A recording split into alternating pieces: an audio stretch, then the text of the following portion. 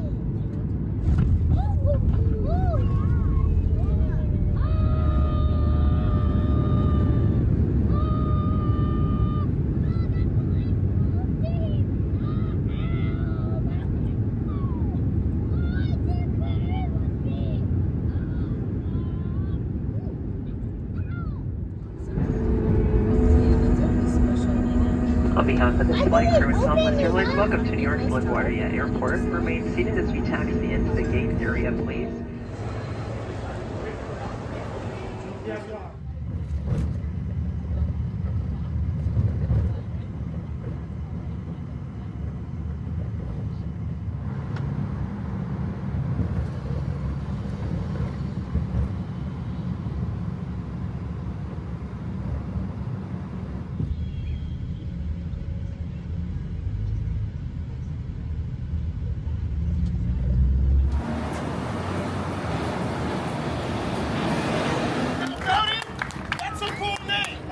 But we're gonna give you a dancing name. Your dancing name is White Chocolate. Hey. Do you know what's gonna happen? Tell him. My nephew. Yeah. He's gonna run, jump, and flip over your head. Over your head. Are you afraid? He said no. Well, you know what? Flipping over you, that's too easy. Too easy. Hey, you, sexy white guy, raise your hand like this. You make some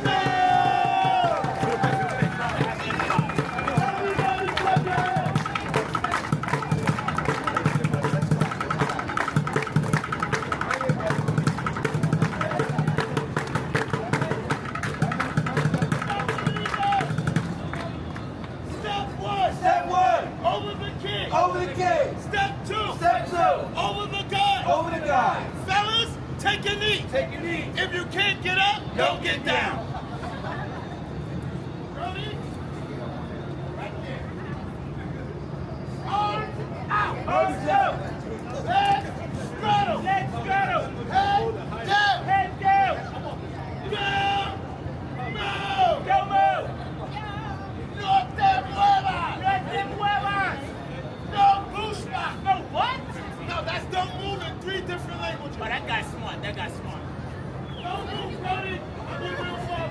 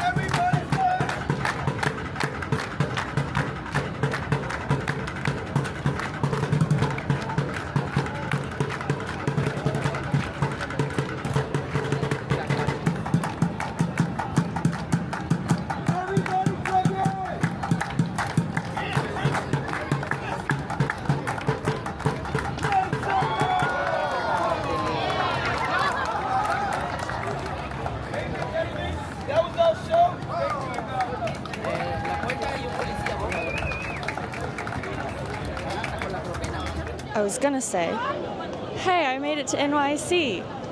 But then immediately, I get here into Times Square and there was something to see. So that's fun. I'm just trying to make my way to the subway.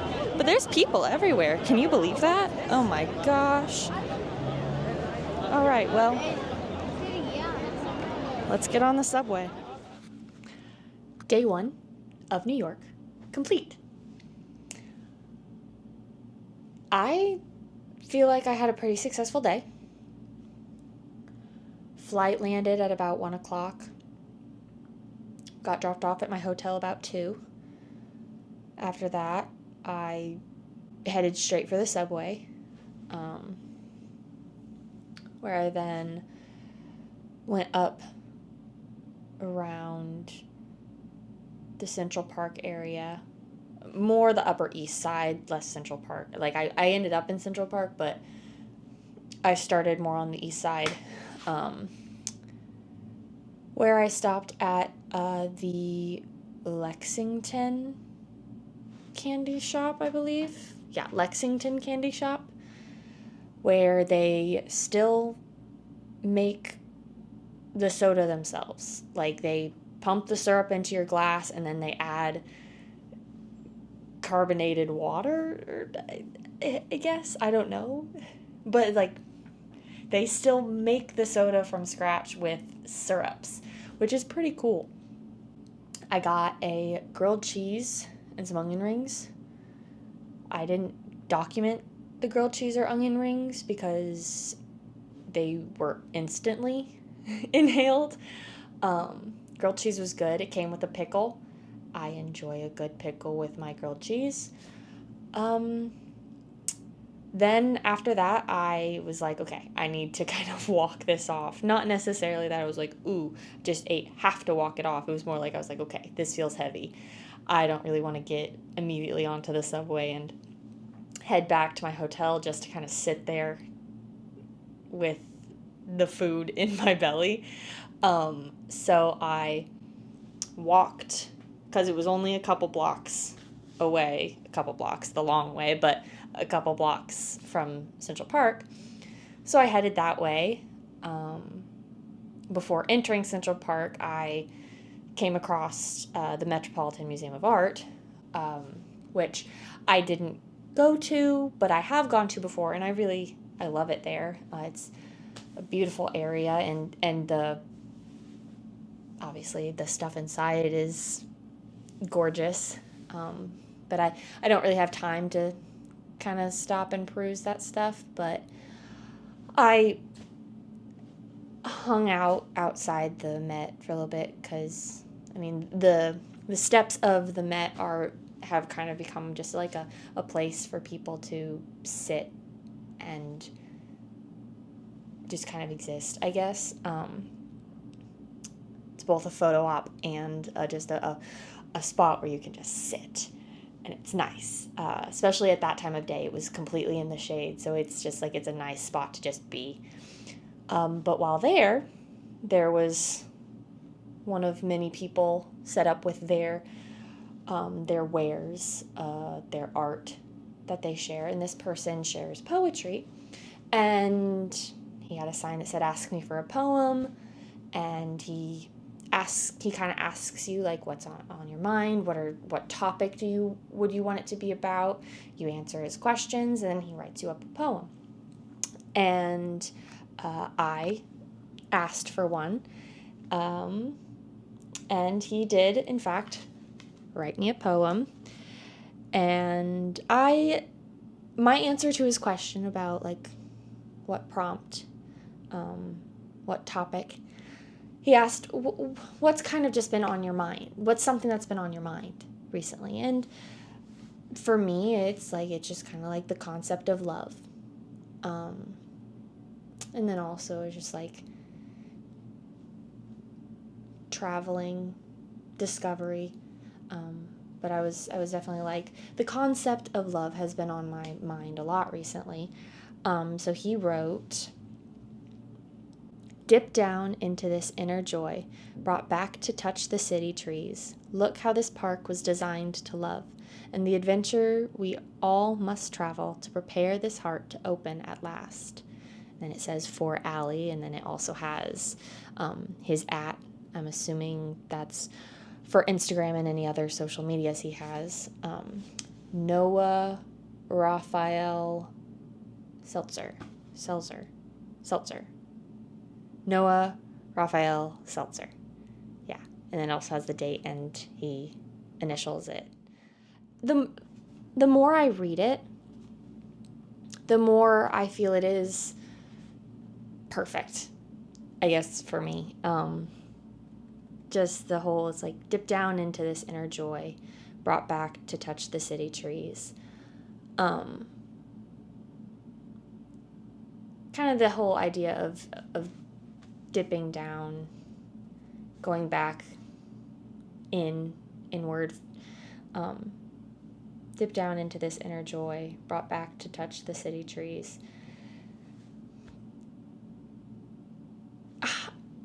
I don't know. I'm having a hard time putting it into words exactly why it works. But like the brought back to touch the city trees, I mean, I'm constantly being drawn back here specifically to New York. Look how this park was designed to love, and the adventure we all must travel to prepare this heart to open at last. I don't know. I feel like I have been pretty closed off. Getting deep here. I feel like I've closed myself off a lot to things, and I don't know. I find that these trips, especially ones that I kind of go on my own, I find they do kind of help me break out of that and discover myself a bit more. They help me prepare my heart to be open at last, I guess. But yeah, I thought this was cool. I obviously compensated him for writing me that, and I will be cherishing this forever. I am an emotional hoarder, and it will be staying with me forever. After that, I made my way through Central Park. Not really going anywhere specific. I just kind of was walking through, aiming kind of towards the subway station on the other side of the park. But I was just kind of taking any path that would take me there. And just like all around everywhere, I guess, there were people performing and people just kind of trying to show their art in some way. And it was, once again, it's hard to put into words. It was beautiful.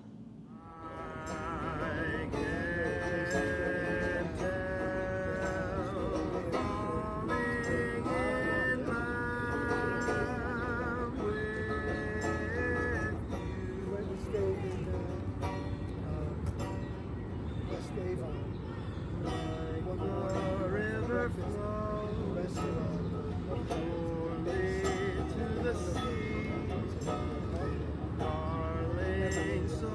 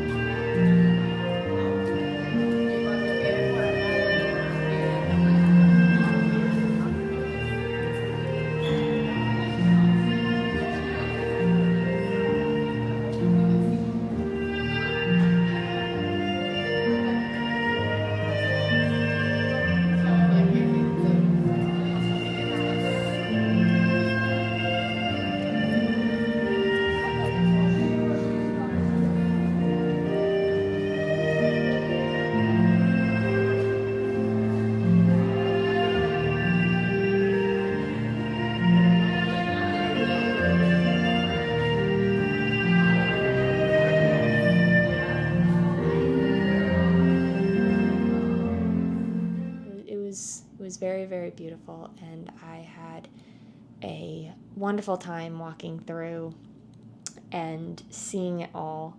It was just lots of beauty as I was walking through the park. Obviously the natural beauty that is the park, but just then the human nature of it all, the people who were spending time in the park. Then I finally made it to the other side to get on the subway, and as I'm entering the station itself, I haven't yet made payment to enter and get on a train yet, but it is brought to my attention on a sign, and an attendant is making sure everyone who is entering is aware of this. But I guess at that specific time, there were no downtown subways going through that station, only uptown. And I unfortunately was trying to go downtown. So there was no other station, at least not one that was going downtown. So I bit the bullet and hailed a taxi, and it took me back to my hotel because I was starting to cut it close with getting ready for my show. I was starting to cut it close, and while I could have walked back, it's not like I haven't done it before. I've definitely walked from the mid-ish way of Central Park to my hotel around Times Square. It's not like I haven't done that before, because I have, but time-wise, I could not do it. So I bit the bullet, hailed the cab. They dropped me off at my hotel, where I then kind of rushed to get ready, and I think I did okay. I definitely wanted to do more to my hair than just like brush it and hope it ended up looking okay all night. But yeah, I got my dress on, I got some makeup on, and I did brush my hair, so I at least looked presentable. Then, luckily, I didn't feel too terribly rushed, because my hotel is like right next door to the Lunt-Fontanne Theater. I believe that's how it's pronounced, Lunt-Fontanne. But the theater that Death Becomes Her is at, which was a fabulous show.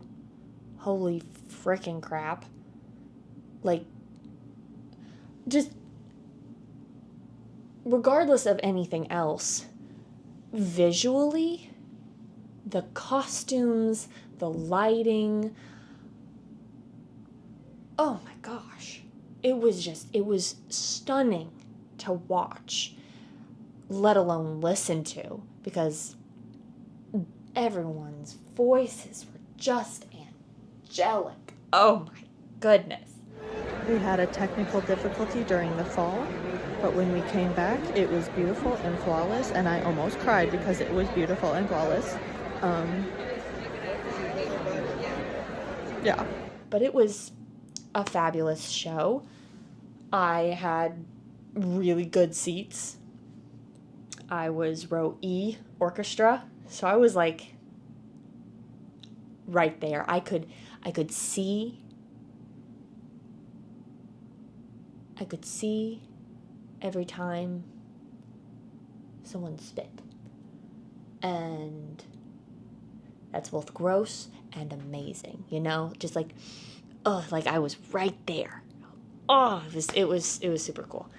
After that, I left the theater, and walking back to my hotel, turns out there is a little kind of like hole-in-the-wall pizza place, like right in between the theater and my hotel, so I stopped and I got a slice, and it was delicious. After that, I did turn around and made my way to Times Square, which was right there. Like, it wasn't really out of my way, just to kind of take in the lights, you know. Ended up stopping and talking to a random person. I believe they lived in New York. They were asking me how I liked the city.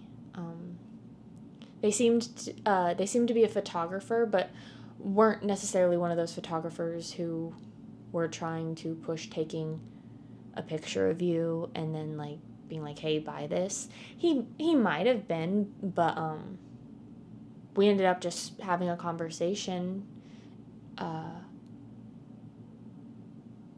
But yeah, it's like he was obviously a photographer and was taking photos of things.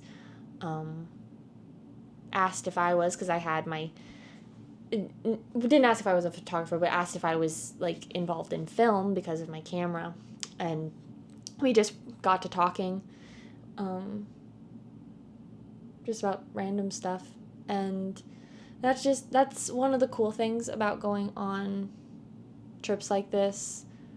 You just kind of talk to random strangers. I mean, it happened at the hole-in-the-wall pizza place as well. I stood outside at one of their kind of like tables, because a lot of restaurants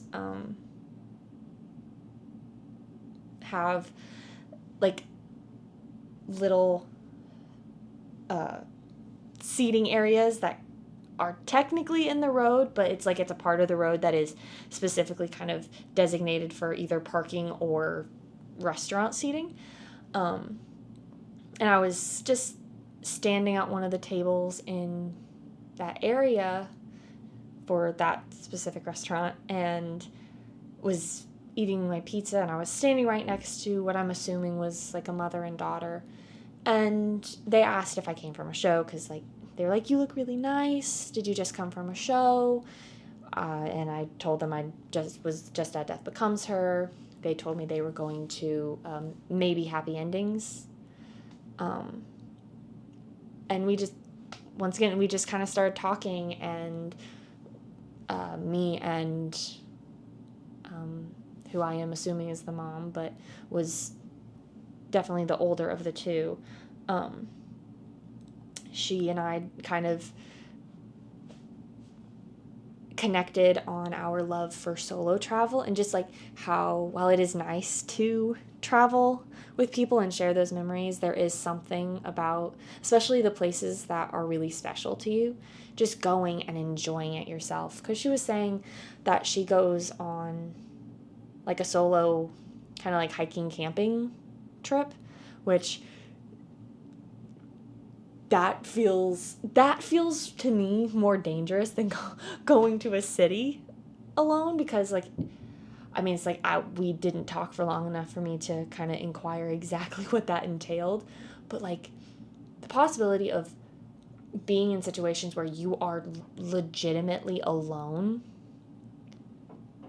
and something goes wrong and there's no one around, like that is terrifying to me. But that aside, we just kind of like bonded how it's just like those solo trips are so important. But so are the ones where you go on with friends, which I also really enjoy. But there's just something about solo travel that just, I can listen to the music I want to in the car if I'm driving, or I can go to whatever restaurant I want to because I am a picky eater, and I don't have to worry about if everyone is going to be satisfied with the meal. I can go to whatever shows I want to go to. I can go to whatever museums. I can go just sit somewhere for hours and not worry about if anyone is bored, because if I'm happy, then that's all that matters. But yeah, it was really good. It was a good day. And now I'm back here. I am probably going to go ahead and go to bed. It's like, it's not It's 11 o'clock here, which isn't necessarily early, but that's we're an hour ahead than I normally am, so that my internal clock is kind of 10 o'clock, which once again isn't all that late, but I'm definitely gonna hunker down, kind of go to bed a little earlier, because tomorrow I'm here all day, and tomorrow's my big day. Not just because I'm here all day, but because it's Masquerade. I'm so excited. But I'm definitely gonna dedicate time to getting ready for that. So I'm gonna jam pack some stuff in that first.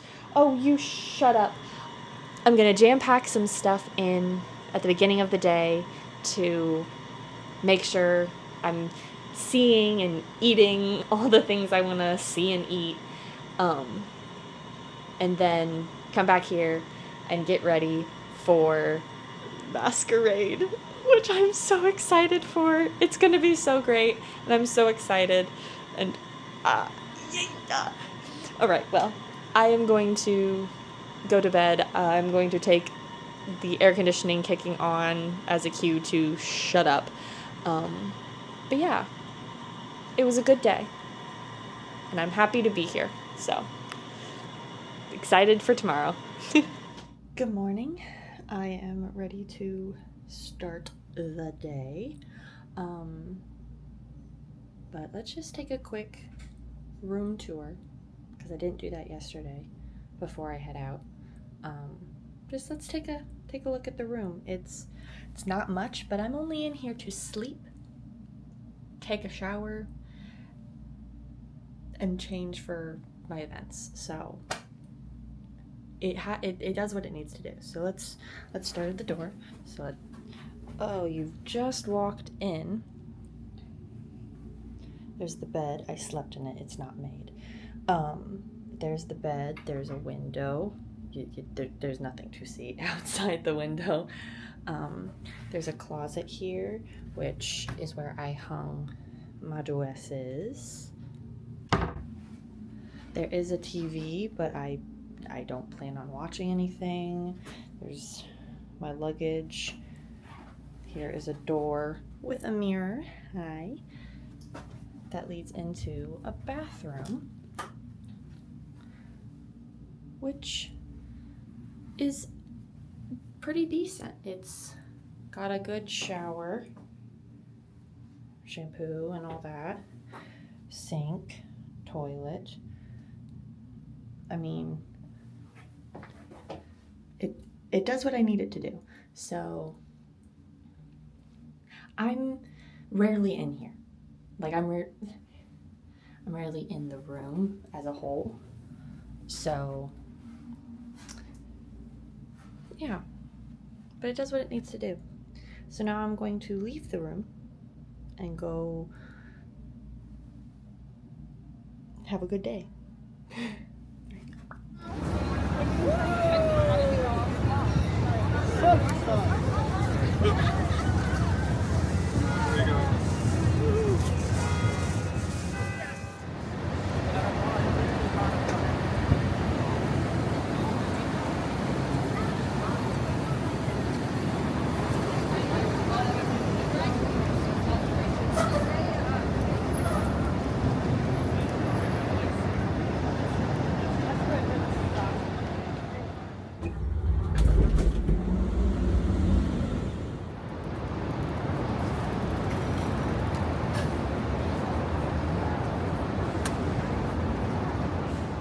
So far, I've had a good morning.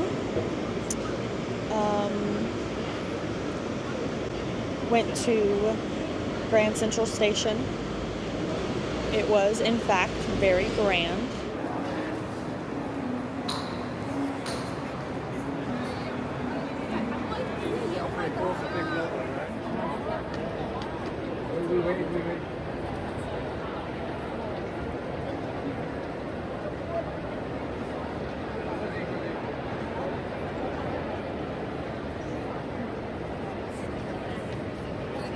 Then I made my way to lunch, where I had a phenomenal bowl of rigatoni pasta with vodka sauce. It was so good. I can't even put into words. It was delicious. Then I immediately crossed the street to an ice cream place where I got myself, I believe it was dark chocolate fudge brownie in a waffle cone. Classic. Oh, I love me a chocolate ice cream, especially with brownie in it. Oh my gosh. Well, now I'm sitting here. I'll probably make my way back towards the hotel soon. Simply to just recoup. I might head to a couple other places. Who knows? Who knows what I'll do? I'm just going where the wind takes me. But right now, I'm walking back towards the hotel. I think Rockefeller is on the way back to the hotel, so I'm probably going to stop there, take a look around. I know there's some shops, as well as just, the sights. But yeah, gonna head back that way.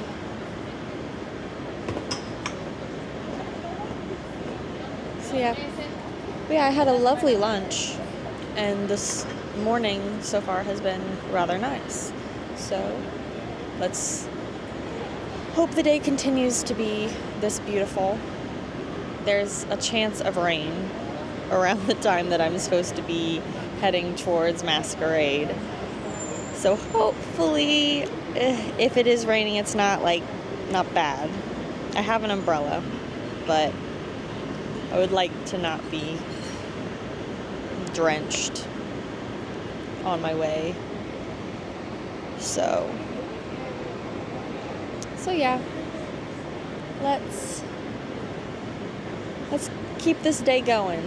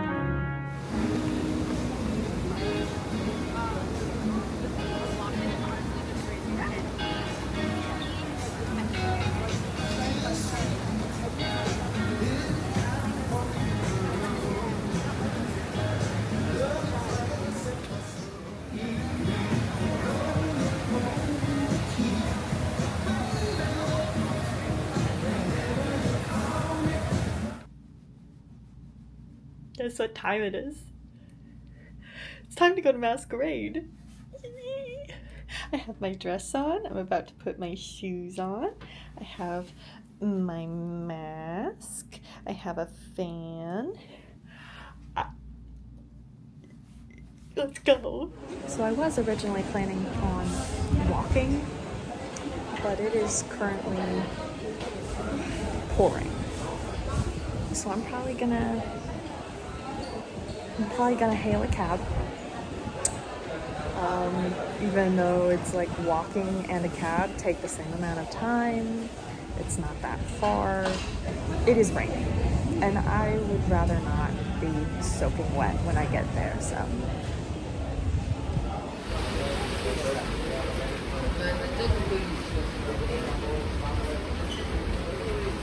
Was almost worried there I'd be late, but the taxi driver was awesome and he got me here right on time, so.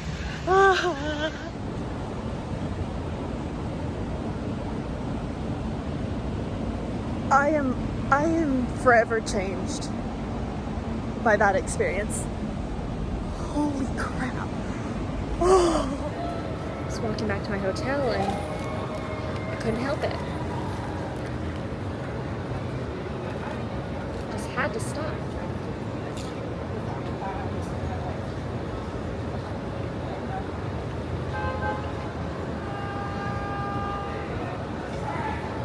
So good. I love pizza.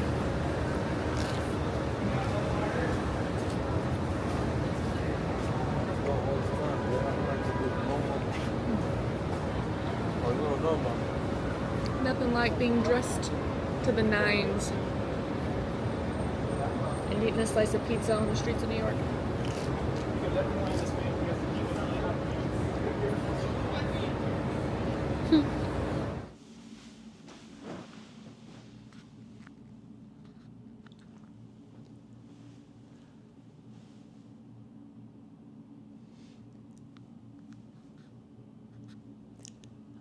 I am genuinely speechless.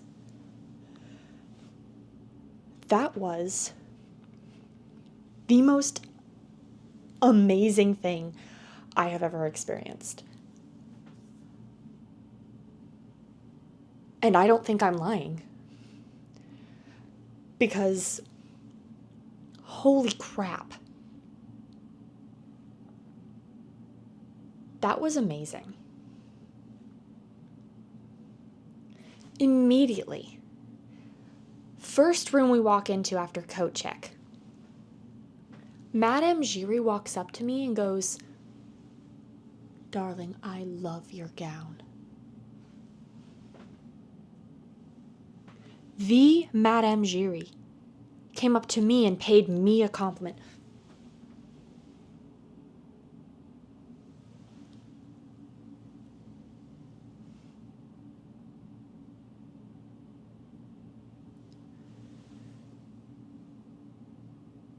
We're then immediately thrown into the story. It's amazing. Every turn is beautiful. The costumes, the lighting. Oh my gosh. At one point, Madame Giry once again comes up to me, takes my hand, and leads me and the whole group into the next room. She's holding my hand the whole time, guiding me into the next room. And thank goodness she was, because the lights were so bright and there was just so much like haze. I would have run into a wall or gotten lost. So thank goodness for her. We're to the point where it's Think of Me. Christine is about to stand up and sing Think of Me and become the new ingenue. But before that, either Andre or Fearman, I don't know which one it was, because I don't quite remember when they made the distinction who was who, but one of the managers comes up to me, puts his hand on my shoulder and goes, "Are you a soprano? I say, as a matter of fact, I am. He says, thank goodness you're on deck because I don't know how this is going to go. We're having this silly banter thing. Christine has begun singing Think of Me, and of course, she's amazing. He's like, you're on deck. Wait. This is actually going all right.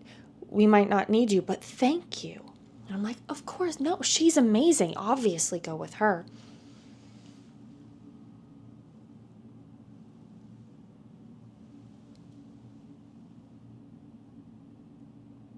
The Phantom appears. He is amazing. He just, wonderful performance. Oh my gosh. He starts leading Christine down to his lair in the bowels of the opera house. And once we're there, the Phantom of the Opera has been sung. It was amazing. It was phenomenal. But we get to Music of the Night. And he's walking through the crowd. Some of us are seated, some of us are standing. So many times, I was lucky enough to be seated like front row in front of everything. Like I just happened to be in the right spot in the group to where I kept getting like led towards the front row. Amazing luck on my part, I just gotta say. But I'm sitting front row.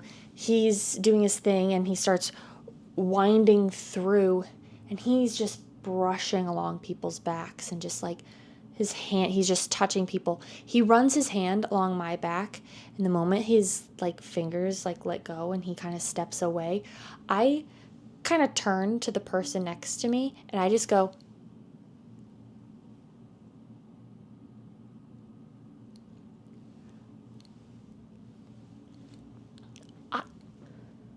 I was stunned. It was quite the moment that we had there. His voice, phenomenal. Oh my gosh. We are moving through room by room. They added a lot of very interesting things to the story. One of them was they added some backstory. Like, we actually got to experience some of the Phantom's backstory, not just hear bits and pieces and puzzle together some sort of backstory. I mean, obviously there is a backstory. The show is based off of a book. Like, we know the Phantom's backstory, but in the musical, it's very much just like little snippets that we get of his past that we have to puzzle piece together. But we got to go into a room that was a scene of a carnival, essentially, and where he was one of the oddities, one of the attractions. And so it's like they have this actor in a cage, and he's like, feed the freak, and he's got this like burlap sack over his head. And I just so happened to end up by the cage, and there's action happening all around the room. There's like various actors doing circusy things. At one point there was someone on the stage literally swallowing fire. But like I said, I was by the cage that Eric was in, because at this point he's not the Phantom, he's just Eric. And I'm by the cage, and I keep interacting with him. I keep paying a lot of attention to him. It's like, obviously, there are other stuff in the room, but this is where this is the story. Like, this is whose story we're here to see. So I keep paying attention to him. I kept showing kindness to him. And he ended up, to me and this other guest, we both kept like interacting with him and being kind to him. And he pulls out a little note out of like a pocket and hands it to us.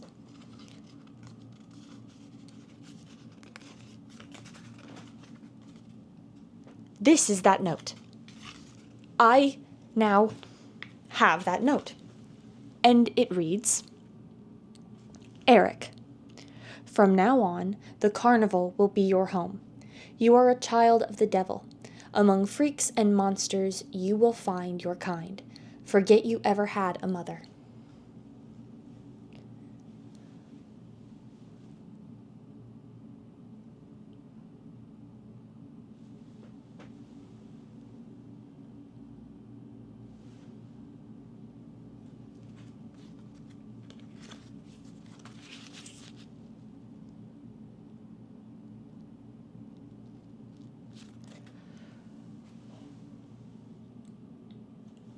We move on from that room. After which from that room, we go into the next room where we see the Phantom, the younger version of him, still Eric, being in the opera house for the first time and kind of becoming the Phantom. It's all just breathtaking, the visuals. The story keeps going. We get,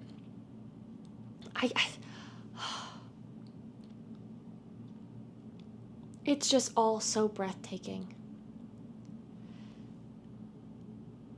The story keeps going. It's all just visually so beautiful. We get to wishing you were somehow here again. And at first, I'm intrigued because the scene is going, Raoul leaves, Christine starts singing Wishing You Were Somehow Here Again, and there's no music.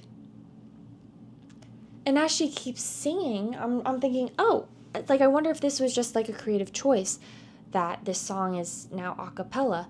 Interesting choice, but let's see how it goes. It's like how like the climax of the song sounds without any music.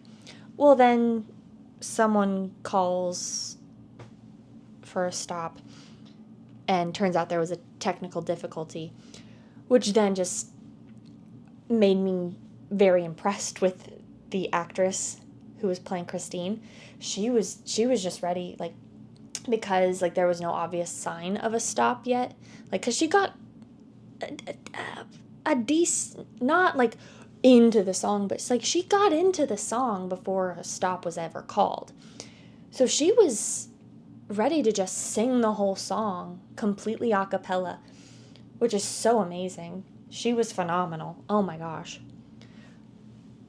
But in the scene of Wishing You Were Somehow Here Again, it is revealed at the very beginning, when you first enter the experience, there is a violinist, and he is playing the violin, and it is gorgeous, and he's just there.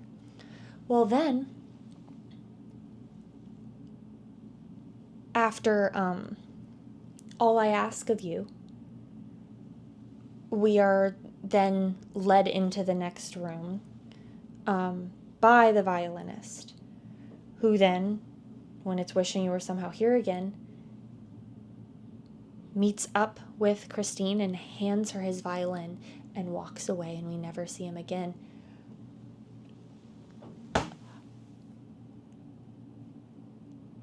He was her father.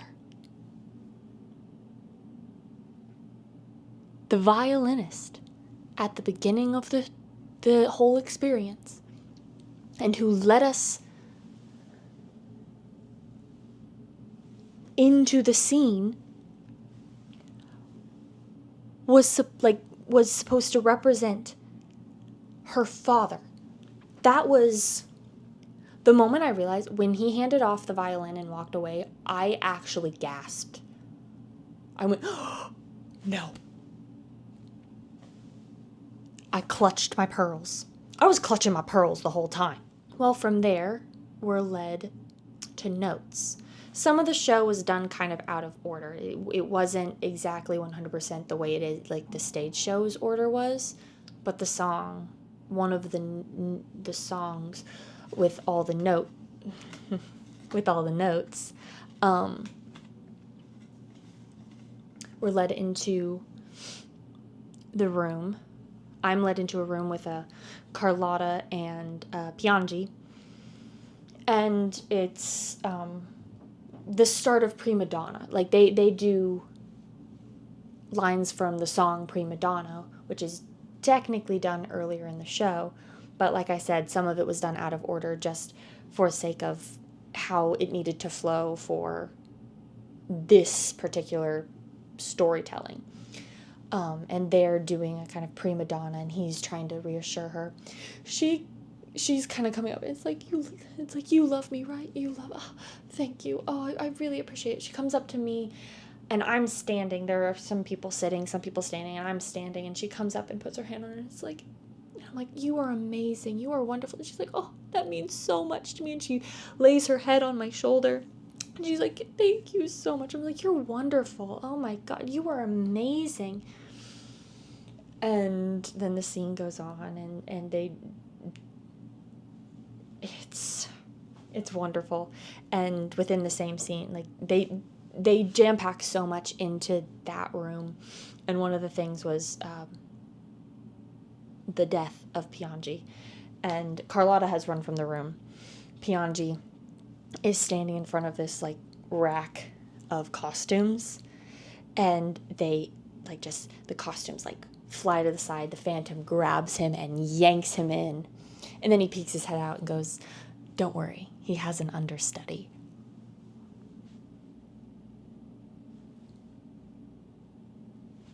Well, then Andre and Fiamin burst through the door and start doing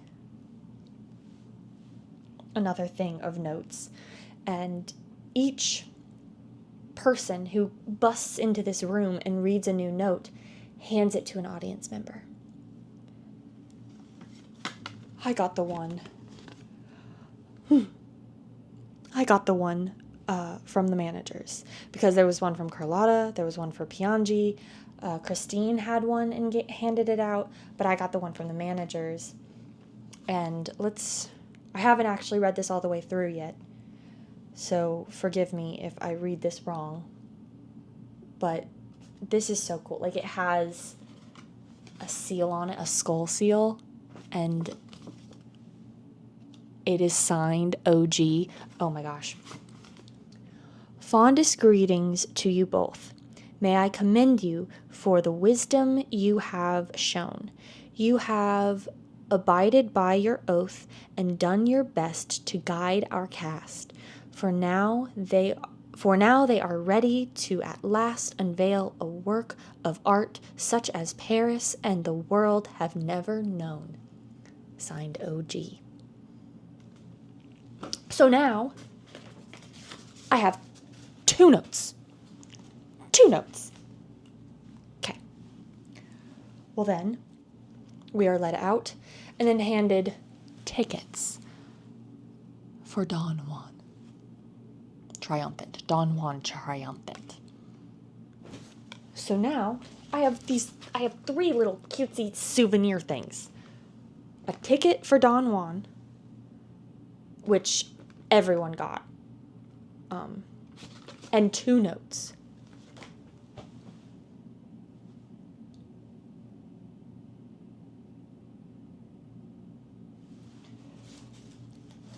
When I received this, it was handed to me. Andre and Fiamin are freaking out about the rules that the Phantom has set out for them, and they're just like freaking out. And one of them, there's a hand fan on top of a piano in the room. He grabs it and he starts fanning the other one, who's like on the ground freaking out. And I just so happened to also have a fan, and it was already open, and I was kind of fanning myself, and I just kind of like go and start fanning them, and that gets a little bit of a laugh, where then the one of them who has the fan and is fanning the other then turns to me and starts fanning me. it was a beautiful little interaction, and I love it very much. Past the Point of No Return was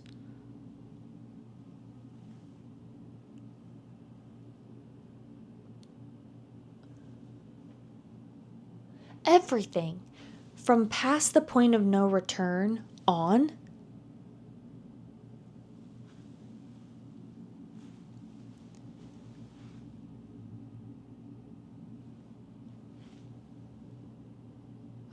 I was shocked. I was in awe. It was all so beautiful. And we essentially ended the whole story in the same room we started. And like that's amazing. Like, because we start the whole experience. We started with the song Masquerade, which was very fitting. It's like we were all here in our masks and all that, and for Madame Giry to welcome us, and then these doors fly open and we are just thrusted into the scene of Masquerade, and it was phenomenal. And the room is extravagant and beautiful and well lit, and everyone's in these beautiful costumes. And then to end the show in the same room where the candelabras are knocked over and it's dim, like the lighting is much dimmer and more solemn. Oh my gosh. It was amazing. Well, then after the whole thing, we're led into this bar area, and they have like souvenir stuff, like t-shirts and stationery sets. And I could have bought the stationery sets. Like it was some gorgeous paper with the Phantom emblem on it, but I'm like, no, I'm never going to use it. It's going to be beautiful and I'm going to cherish it forever, but I'm never going to use it. So I just got a t-shirt, and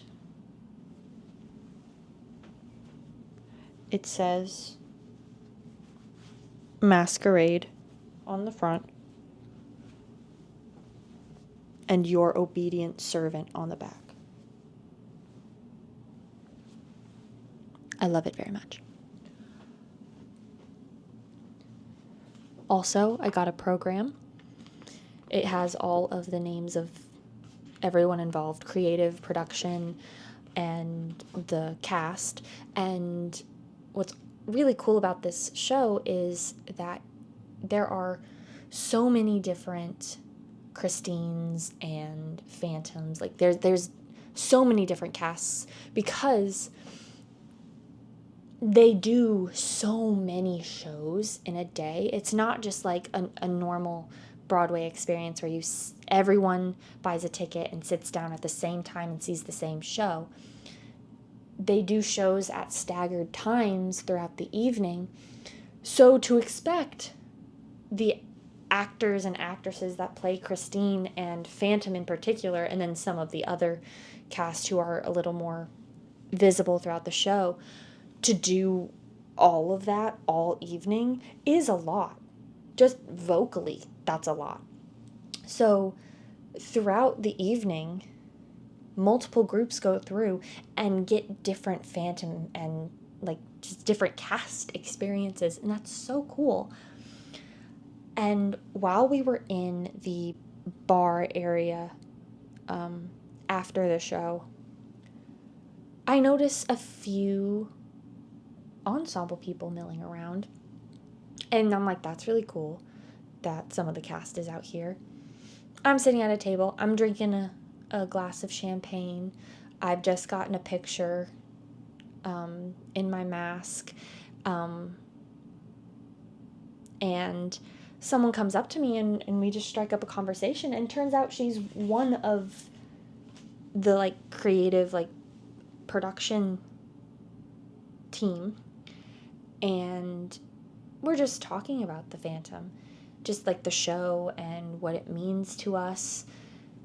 And I just kind of turn and I'm like and I see across the room, I see my Phantom.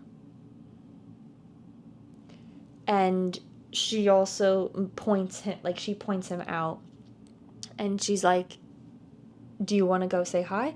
He will absolutely love it if you did, because he was talking, like he was milling and talking. It wasn't like he was across the room sitting silently and solemnly, but he was like, he would love it if you went and told him what you just, like, how much the show means to you. It's because I'd been telling her how much the show meant to me. And she was like, he would absolutely love it if you went and told him that. So I was like, okay, then I will. So I go over and I talk to him, and and like, while we were talking, he said his name was Clay. So I had Clay Singer as my phantom. He was phenomenal. God, he was phenomenal. And he's the nicest guy too. We were just talking about how important the show was to shaping us as musical theater people, I guess. And he was so kind, and I got a picture with him, and it was the cherry on top of a wonderful experience. Oh, I almost forgot. I did a coat check, because they check all, like, bags and all that, because it's like, you don't need to carry all that around with you the whole time. So I had to retrieve my bag, and they give you a slip with a number on it, to come claim your stuff at the end of the night. And when I got my slip, I was like, is this intentional, or was I just lucky enough to get this number?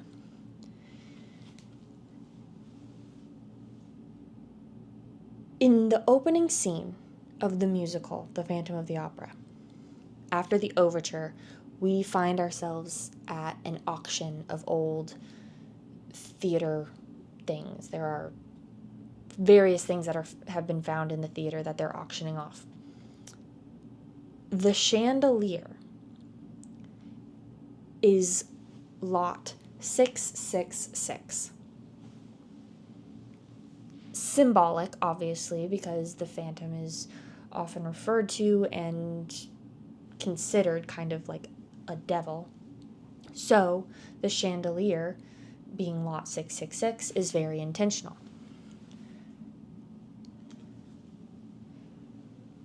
My number for my bag check, 666. And I was just thinking, it's like, obviously it wouldn't make sense for multiple people to have that number, because it would make it really hard for people to come and actually claim their things at the end of the night. But there's no way I was lucky enough to get that specific number. And at the end of the night, I go get my bag, I turn in my slip, I get my bag, and I say, did I really just so happen to get bag check number 666? And he's like, yes, you did. Do you want to keep that? Like, do you want to keep the card? And I was like, yeah, I do. So I don't know about you, but I feel like I left pretty stacked on little souvenirs from the show.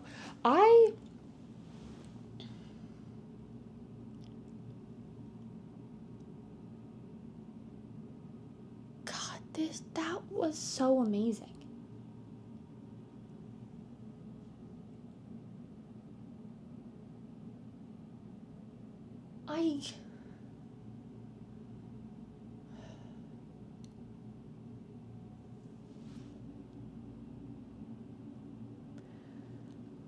Like I said, obviously, I've been talking for so long. I'm not truly speechless. I could talk forever on this, but when I say I am speechless and absolutely stunned by this performance, it was so breathtaking. And to be in it, oh my gosh, it was amazing. And there's so many little details that I didn't go into because I could sit here and talk for hours about every little detail of this show, but I just kind of wanted to talk and, for posterity's sake, say the things that just like really were like just something for me to like kind of grab onto for my memory. But that truly was an amazing experience, and I'm so glad that I got to be able to experience that. So yeah, end of day 2. Absolutely phenomenal. I'm so happy with today. That was so good. Tomorrow I leave. I'm probably not going to do much. I might do my normal little tradition of at least once in my trip going to Junior's for breakfast. So I will probably, once I am packed and checked out of my hotel, go to Junior's for breakfast and then head to the airport. So yeah, that'll probably be all I do tomorrow. Because I mean, it's like I'm sure there's something I could do to fill the time, because my flight isn't until afternoon, but it's just, I don't know, I feel like I'm going to be pretty pressed for time tomorrow, so I'm going to just be simple, do one of my New York trip traditions, and head to the airport and call it a trip, and I will be very happy with that decision. Oh my gosh. But yeah, I am genuinely very happy with today. So yeah, I'm gonna get out of the stress, even though I absolutely love it, but I'm going to change out of it and get into more comfortable clothes and go to bed and go home tomorrow. Sad, but I will like to be back in my own bed, even though I will only have been sleeping in this bed for 2 nights. But it'll be nice to be home, but New York will surely be missed. So thank you for listening to me ramble for like 30 minutes, but I just had to talk about it. Oh, I just had to say everything. Oh. All right. Good night. Good morning and goodbye to the hotel. I'm going to go ahead and check out. They do luggage holding, so I'm going to go check out, check my luggage into their holding room, and then I'm going to go get breakfast. And then my trip here is pretty much complete. Sad, but it had to come to an end eventually, and I guess that end is now. But I had a really good time, and I'm glad I did this. I really enjoy my trips, especially whenever the shows I am there to see go so well. But yeah. All right. Thank you for coming along with me.